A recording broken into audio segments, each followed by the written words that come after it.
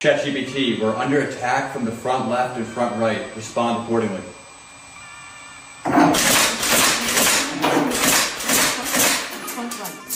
If you need any further assistance, just let me know. Tu vois ce truc-là, eh ben, c'est ce qu'on appelle un robot tueur. Et il s'agit, pour faire simple, de ChatGPT, mais avec un fusil. Et la vitesse de ce robot tueur, c'est fulgurant. Son canon suit le moindre mouvement de sa cible et t'as même une petite voix joviale qui te répond après avoir rafalé. Et pour te dire, ce robot, il a été conçu par un type dans son garage. Voilà, on en est là. Ouais, l'avenir va pas être très rose à mon avis au niveau de l'IA. Hein. Enfin ça, c'est ce qui se passerait si dans ChatGPT, tu n'avais pas une charte qui interdisait l'utilisation militaire de leur intelligence artificielle. Voilà.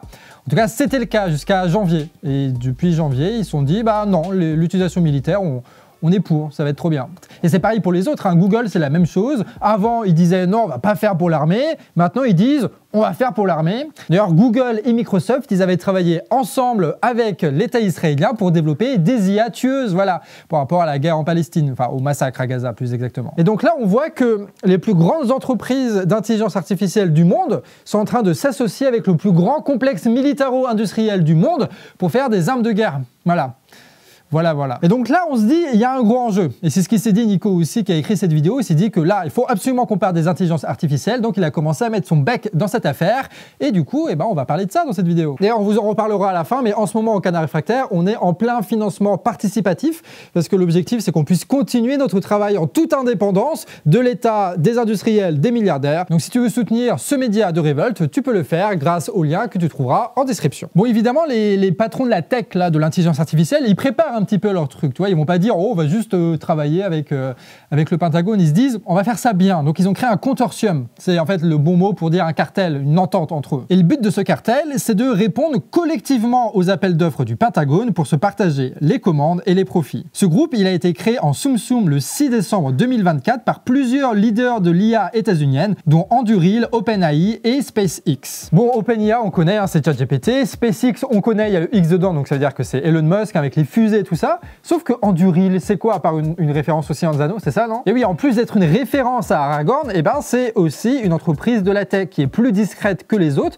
mais qui est en avance sur son temps, puisqu'elle avait opéré sa fusion avec les marchands d'armes dès 2017. À cette époque-là, Anduril, c'est une start-up qui a été fondée par un certain Palmer Luckey. C'est le gars qui avait créé Oculus Rift, hein, tu sais, l'un des premiers casques de réalité virtuelle pour les joueurs. Et avec son associé, ils se rendent compte que l'armée états-unienne, ils vont grave kiffer l'intelligence artificielle et des systèmes notamment de conduite autonome. Et donc, année après année, Anduril est devenu totalement indispensable pour le Pentagone. Jusqu'à devenir aujourd'hui l'entreprise qui développe des missiles anti-aériens. Et là, ils sont sur le point de signer un gros contrat de 22 milliards de dollars pour équiper toute l'armée états-unienne avec des casques de réalité augmentée. Donc clairement, il y a énormément de pognon à se faire pour ces entreprises de la tech. Mais à l'époque, Palmer Luckey, il était quand même vachement critiqué par les autres gars de la Silicon Valley. Sauf que depuis, là, tous ces petits copains qui étaient derrière, et maintenant ils sont intéressés eux aussi parce qu'ils sentent bien qu'il y a du pognon. Anduril était précurseur et aujourd'hui tout le monde fait pareil. Voilà, tout le monde fait des contrats avec le Pentagone. Et en France c'est pareil, hein, puisque Le Cornu, qui est ministre des Armées, il a annoncé un partenariat avec Mistral,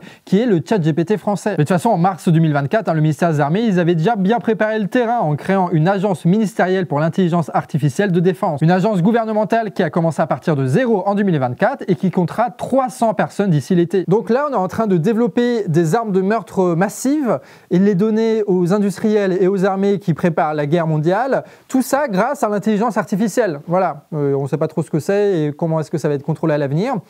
Donc, mis comme ça, c'est vrai qu'on peut se demander comment ça va finir. Mais ne vous inquiétez pas, puisque évidemment, en Europe, nous, on a l'IA Act. Voilà.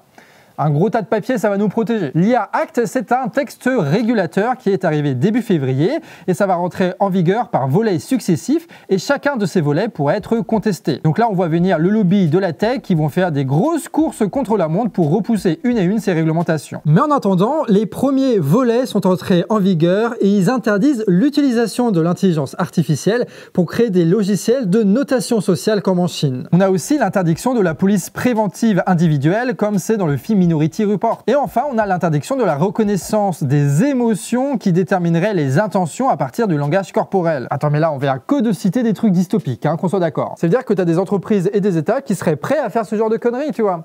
et du coup, peut-être qu'ils le font déjà. Tu sais, c'est comme la surveillance de masse, tu vois. On se dit, mais non, c'est pas possible. Et puis, tu as eu les révélations de Assange et de Snowden qui ont bien montré que, bah, si, en fait, ils le faisaient depuis des années. Donc, la réglementation, c'est mignon, mais est-ce que ça va être respecté? Ça, c'est pas sûr, hein, surtout dans un contexte de guerre. Bref, quand on pense à l'intelligence artificielle et aux grands cartels capitalistes, vraiment, il n'y a que des scénarios dystopiques qui apparaissent. Hein. Et pendant ce temps-là, tu as Monsieur Vance, hein, c'est le numéro 2 de l'administration trumpiste, qui vient au sommet de l'IA pour plaider contre toute réglementation. Donc le gars, il vient pour dire qu'il faut libérer toute la puissance d'un Big Brother privé entre les mains des géants de la tech et du complexe militaro-industriel pour assassiner des milliers, voire des millions de personnes. Voilà, en termes d'ennemis du peuple, je pense que tu fais pas mieux. Mais en vrai, quand tu regardes dans les détails, l'IA Act, déjà, ça va pas très loin, et même là où ça va pas très loin, ils vont être obligés de reculer. Et notamment, par exemple, si on prend la réglementation sur la transparence des contenus utilisés par les différents modèles d'intelligence artificielle. En gros, pour faire simple, hein, les IA, elles pillent sans limite toutes les créations humaines, sans considération pour le droit d'auteur, ce qui leur permet de générer des images à l'infini, par exemple. Et donc la réglementation européenne, elle prévoit que les entreprises sont obligées de publier les détails de tous les contenus qu'ils ont utilisés pour entraîner leur intelligence artificielle. Et là, il y a un énorme levé de bouclier dans le monde de la tech. Pourquoi? Tout simplement parce que ce serait très casse-couille à mettre en place, donc c'est du pognon qu'ils vont perdre, et surtout que s'ils respectent le droit d'auteur, en fait, il y a plein de textes, d'images et de vidéos qu'ils vont plus pouvoir utiliser, et du coup, c'est toute la pertinence de ce qu'ils génèrent en tant que texte, de vidéos et d'images qui est remis en cause. Donc en fait, c'est tout leur business qui est remis en cause. Et donc, tu as des lobbies comme le Software Alliance ou encore la Computer and Communication Industry Association qui ont débarqué et l'Union européenne va retirer à coup sûr ce volet. Donc la réglementation, ça tient, sauf si ça limite les profits. Dans ce cas-là, ça tient plus. Voilà. Et donc, que va-t-il se passer lorsque tu vas avoir des startups qui vont commencer à faire du pognon sur la prédiction sociale? Genre, toi, tu vas commettre un délit parce que voilà, tu as les yeux froncés, les sourcils froncés là. Ou alors sur la notation sociale. Qu'est-ce qui va se passer là? Du coup, tu as du profit, donc les réglementations, elles vont probablement sauter avec. Ouais, tu comprends, les États-Unis, ils font ça, la concurrence internationale, blabla. Bon, on connaît le discours. Ça se trouve, tu vas même avoir l'État qui va se mettre à commander des trucs de notation sociale qu'il avait interdit auparavant, comme il est en train de commander des intelligences artificielles avec des robots tueurs et compagnie. D'ailleurs, cette marchandisation d'outils liberticides, ça a déjà commencé. Par exemple, on a Geospy, une petite saloperie qui permet d'identifier les lieux à partir de n'importe quelle photo. Donc une simple photo postée sur les réseaux sociaux peut suffire pour identifier où et quand elle a été prise. Et ça plaît beaucoup aux militaires qui sont en train de devenir les meilleurs clients des boîtes numériques. Je veux dire, on est quand même, encore une fois, je le répète, on est quand même dans un système où tu as eu les révélations de Assange et de Snowden sur la surveillance de masse. Donc ils sont déjà capables de faire ça. Donc aujourd'hui, ils vont juste updater un peu leur matos.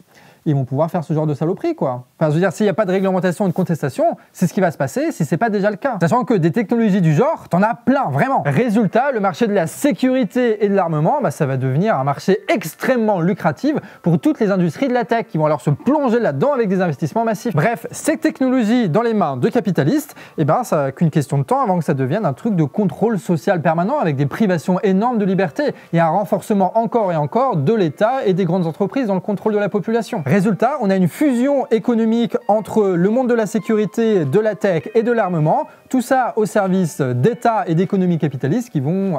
ça va pas être ouf, hein. Sachant que ça va être un des rares secteurs qui va être rentable à l'avenir. Du coup, en fait, si l'État ne met pas du pognon là-dedans, c'est peut-être toute une économie qui peut s'effondrer. Et vu qu'ils ont tellement investi là-dedans qu'il faut rentabiliser, ils vont continuer à le faire. Et donc là, tu es dans une boucle vicieuse du capitalisme, en fait. Ça a un nom, donc disons les termes, du capitalisme. Et en face de ça, tu doutes bien que la réglementation de Macron, c'est du pipeau. Parce que la réglementation, c'est bien, sauf quand ça empêche les profits. Mais en vrai, je pense que personne ici n'avait d'illusion de toute façon sur ces réglementations.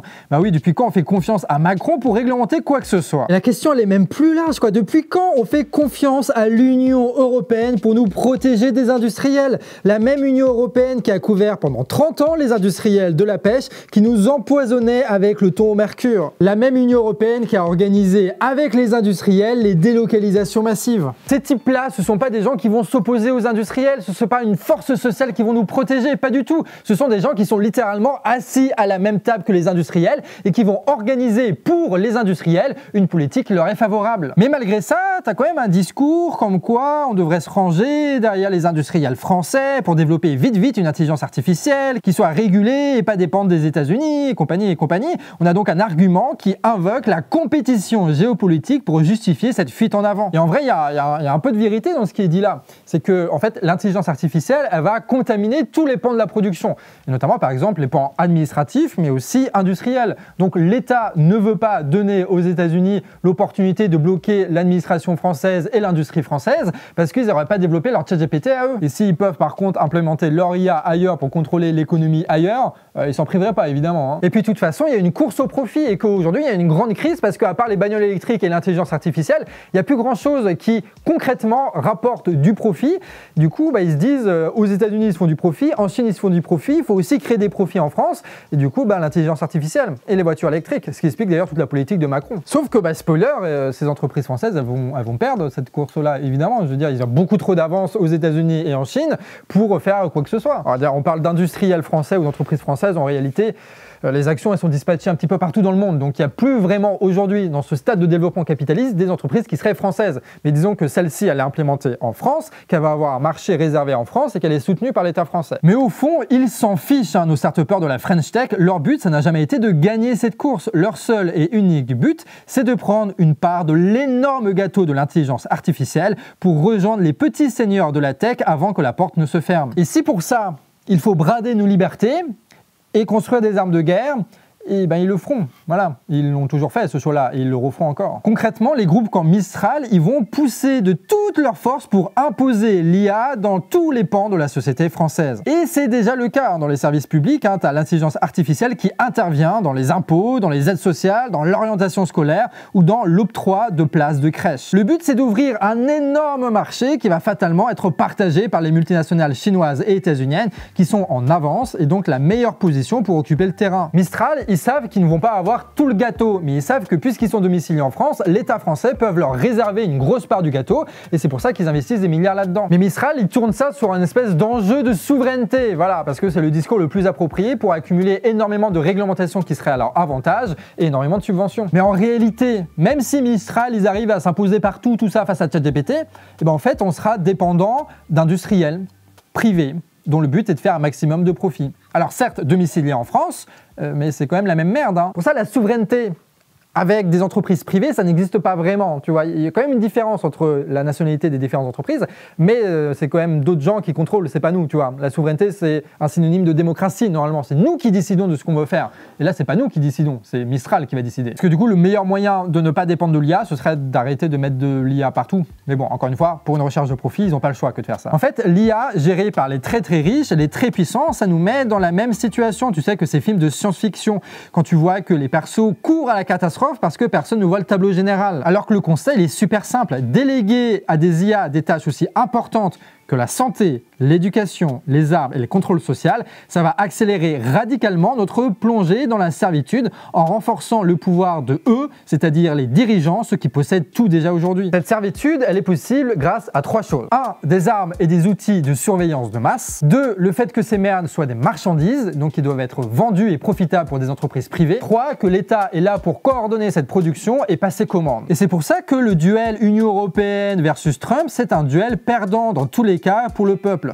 Déjà parce que comme on l'a vu, c'est pas un vrai match, c'est juste un rapport de force entre businessmen, mais surtout parce que peu importe que l'État gagne ou pas, que Mistral gagne face à ChatGPT, en fait c'est nos libertés qui vont être vendues aux industriels. Au final, ce duel, il nous enferme dans le tout petit cadre des intérêts financiers des costards cravates et nous empêche de voir ce qu'il faut réellement faire pour la société, c'est-à-dire subvenir aux besoins de la population dans la mesure des ressources naturelles disponibles par rapport à ce qu'on a véritablement besoin, de ce qui va produire du bonheur pour nous tous. Et pour ça, il faudrait retirer les industries des mains des privés, des actionnaires, des financiers, des fonds de pension, pour réellement la mettre dans les mains du peuple, pour que cette technologie soit au service de l'humanité. Enfin, ça, c'est notre avis, l'avis de Nico qui a écrit cette vidéo d'ailleurs. Et toi, t'en penses quoi? T'en penses quoi de tout ça? Est-ce que tu penses que l'IA va être au service de l'humanité, ou est-ce que, bon, les industriels, ils ont déjà pris une direction et on sait où ça va finir? Tu peux nous dire aussi, qu'est-ce que tu ferais, toi, si tu étais le grand président de l'État français, qu'est-ce que tu ferais avec l'intelligence artificielle? C'était Canard Réfractaire. Cette vidéo elle a été écrite par Nico. C'est une première d'une série sur l'intelligence artificielle